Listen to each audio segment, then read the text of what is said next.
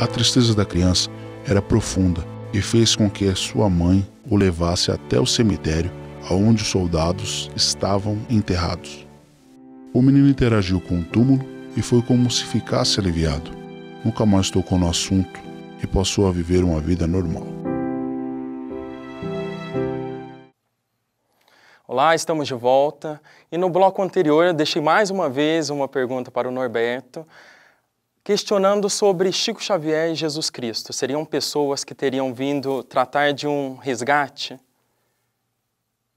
Vamos analisar Jesus e Chico. Jesus é incontestável, um espírito de plena luz, o maior espírito que passou aqui pela Terra. Chico Xavier, um missionário. Como a própria Márcia falou, um grande médium. Como que você caracteriza ele como médium? Médium é um indivíduo que tem capacidade de se comunicar com os espíritos. Os espíritos só pensam. Eles emitem o seu pensamento. Quem sintonizou, pegou. E o Chico tinha um sintonizador muito apurado para pegar espíritos de luz e espíritos sofredores. Porque morreu, continua pensando. Se é bom, continua bom. Se é mal, continua mal enquanto não atinge a sua perfeição. Então, temos os missionários, temos os profetas, cada um com missões específicas. E voltando um degrauzinho atrás, não existe nada pronto nesse universo de Deus. Tudo é constituído a partir de uma centelha, de algo que nasce, junta-se, desenvolve-se, cresce e morre para nascer novamente. Então, toda a parte física é reciclável. Toda a parte espiritual não é reciclável. Esse é o grande mistério. O espírito, como ser inteligente da criação, ele acumula conhecimento. E uma única vida é impossível ter-se todo o conhecimento que nós dispomos hoje. Márcia, lhe convenceu? Não, eu não acho que esse seja o grande mistério. Eu acho que essa é a grande equivocação. Eu, Márcia, eu sou responsável pelas minhas atitudes individuais e pelo papel que eu ocupe dentro da minha família ou do grupo social onde eu viva. Nada do que eu faço hoje está justificado ou condicionado por vidas anteriores e nada que eu deixe de fazer hoje, porque se eu não te amar hoje, se eu não estender a mão para o meu próximo hoje, se eu não transformar o mundo hoje num lugar melhor para minha família, para o meu filho, para o meu marido, se hoje eu não for fiel, se hoje eu não for boa mãe, não adianta eu voltar daqui 200 anos como Benedito querendo reparar o que Márcia fez lá atrás. Aí Márcia, está a grande você acha contradição. então que a reencarnação seria uma isenção de culpa? É uma forma, sim, de isenção de culpa e até de alienação. Porque se a gente falar, como num determinado momento aí da nossa conversa aqui, do nosso bate-papo, saiu a questão de tendências. Quais são as tendências? Nós vamos falar de instintos, de vocação. O que é que nós vamos entender por tendência? Isso é muito genérico. A criança nasce e ela fala que ela quer ser astronauta. Há 2000 anos atrás, ninguém pensava que existiria um astronauta. Sem dúvida. Então, o que é que nós vamos entender por tendência? Ficaríamos aqui um mês conversando e discutindo definição de termos que não se levaria a lugar nenhum. Então, a pluralidade das de existências vidas tira, de uma certa forma, sim, a responsabilidade individual de cada um pelo hoje. Eu vou sempre justificar pelo passado ou acalmar minha consciência que eu posso consertar na próxima. Perfeito. Não, eu, Márcia, sou responsável por aquilo que eu faço e tenho que arcar com estas consequências, pela justiça dos homens e pela justiça divina. Agora, quem vai julgar, deixa eu só concluir, por favor, Felipe, quem vai julgar é Deus, porque, Norberto, nós dois somos duas pessoas inteligentes e sensíveis. Nós não podemos afirmar que uma pessoa que nasce numa família ajustada, com condição econômica boa, que o mundo material oferece todas as condições para a pessoa se desenvolver e ser útil na sociedade. E pegar aquele outro que nasce numa favela, que é filho de um traficante, de uma mãe promíscua, prostituta e drogada. Que essa criança tem as mesmas condições da outra criança para se desenvolver e mostrar suas potencialidades. Então, nós vamos condenar a criança porque ela é filha de um assassino, filha de uma prostituta, de pais drogados, e tudo o que ela tem para oferecer é o mal, porque foi só isso que ela recebeu. Então, ela não pode ser penalizada pela desigualdade social, pela injustiça social. Ela não pode ser penalizada por essas coisas. Perfeito. Se nós aproveitarmos a própria fala da Márcia, Jesus não frequentou a universidade. Jesus nasceu numa manjedoura. Então, seguindo a tua linha de raciocínio, se nós fizermos uma equiparação, Jesus seria, entre parênteses, um indivíduo que não teria condições de evoluir e deixar o exemplo que ele trouxe para nós, que nos trouxe. Então, o que nós não podemos misturar é o desenvolvimento intelectual e o desenvolvimento moral.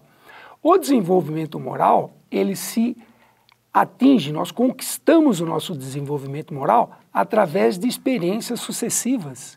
E o processo... Sim, não, é a sua opinião, nós estamos discutindo pontos de vista. Não podemos esquecer que a única verdade, a verdade absoluta é Deus. Abaixo de Deus é tudo acho. Então, mesmo a opinião dos espíritos, que está escrito no Livro dos Espíritos, nos livros de Chico Xavier, são opiniões de espíritos com uma visão mais ampla do que a dos réis mortais. Os grandes profetas são espíritos que já tinham uma experiência pregressa que vem nos trazer isso. Então, se Jesus é o nosso representante moral, como que ele atingiu isso? Como que ele já nasceu pronto? E por que um indivíduo que que nasce numa favela, independente da condição intelectual dele, ele pode ter um desenvolvimento moral, porque a moral independe da escola que ele frequenta. É isso que nós nos referimos como tendência. Ele só vai ter um desenvolvimento moral se ele estiver numa família que transmita para ele valores. Não obrigatoriamente. Agora, se a família não transmitir valores nenhum, conforme ele vai crescendo e amadurecendo, ele pode olhar aquilo ali e falar, não, eu não quero ser bandido, eu não quero ser um drogado. Márcia e Norberto, a partir desse momento, cada um de vocês tem 1 minuto para fazer as suas considerações finais. Começar com as mulheres, Márcia. Tá, Norberto, obrigado pelo bate-papo, valeu. Ficando no aspecto filosófico e religioso, nós temos só 2 escolhas. Ou nós ficamos com a proposta reencarnacionista, que vamos precisar nem sei lá quantas vidas para evoluir, ou nós podemos ficar com a proposta, né, que está revelada na Bíblia, de que o homem nasce e cresce uma só vez. E quem nos ama, e quem deu a vida dele na cruz para pagar o meu pecado, foi o Cristo encarnado, o Deus feito homem. Sem dúvida. Concordamos em gênero, número e grau, exceto o processo reencarnatório.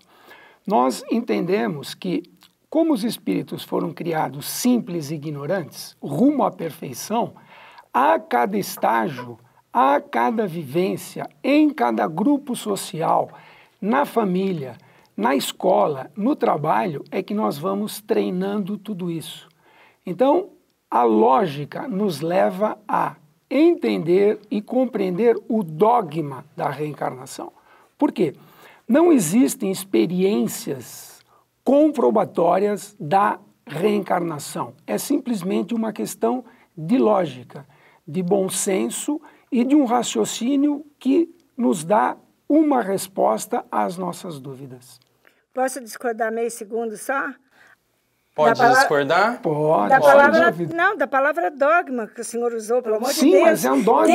Desde 1934, no congresso realizado em Barcelona, Internacional de Espiritismo, A reencarnação não é dogma, nem sequer entre os espíritas. Podem escolher se acreditam ou não. Tanto é que os anglo-saxões não aceitam e os latinos, que são influenciados pelo espiritismo kardecista, aceitam. Então, não é uma unanimidade. Mas nem nada sequer, é unanimidade. Mas se não é unanimidade, não pode ser chamado de dogma. Sim, mas... E não é obrigado nem para o espírita a aceitar a doutrina reencarnacionista. Sim, mas então ele não é espírita, ele é espiritualista. Não, ele não é kardecista, ele é anglo-saxão. Sem dúvida. A gente vai ter que encerrar a discussão por aqui, por conta do tempo, mas esse é um sinal de que ainda há muito para ser falado. Muito obrigado e parabéns pelo debate. Obrigada. Agradecemos a oportunidade. E assim a gente encerra mais esse programa. Você quer entrar em contato com a gente, mande um e-mail para mistérios@tvmundomaior.com.br. Grande abraço e até a próxima. No Evangelho segundo o Espiritismo, esta obra que nos trouxe condições de compreender Jesus, nós encontramos no capítulo 16º, Desprendimento dos Bens Terrenos, uma mensagem do Espírito Lacordaire, escrito em Constantina, no ano de 1863. E num trechinho ele nos diz assim: somos devedores uns dos outros, e somente com a união sincera e fraternal entre os espíritos e os encarnados, a regeneração será possível. Que melhor maneira não há de fazer essa reunião entre espíritos encarnados do que compartilhando o bem, explicando para o maior número de criaturas a lei de causa e efeito, a mensagem que Jesus nos trouxe e que até hoje ainda não foi tão bem compreendida. A Fundação Espírita André Luiz traz condições para que você seja um agente da regeneração. Associe-se ao Clube Amigos da Boa Nova. Aqui, a Rádio Boa Nova, a TV Mundo Maior, a editora e distribuidora Mundo Maior, a Uniespírito estão espalhando a mensagem de luz, impedindo que suicídios sejam cometidos, que abortos sejam levados adiante e, principalmente, tirando pessoas da depressão, levando uma mensagem de amor, de fé, de esperança, de continuidade da vida. Se foi bom para nós, a gente quer que seja bom para o mundo e acredite, isso é uma forma de nós investirmos na nossa encarnação, na encarnação dos nossos descendentes e nas nossas próximas encarnações, quando aqui voltarmos nesse planeta e encontrarmos um mundo um pouquinho melhor. Associe-se, compartilhe o bem. clubeamigosdaboanova.com.br ou através do telefone 0800 12 18 38. Vamos juntos iluminar esse planeta de Deus Pai?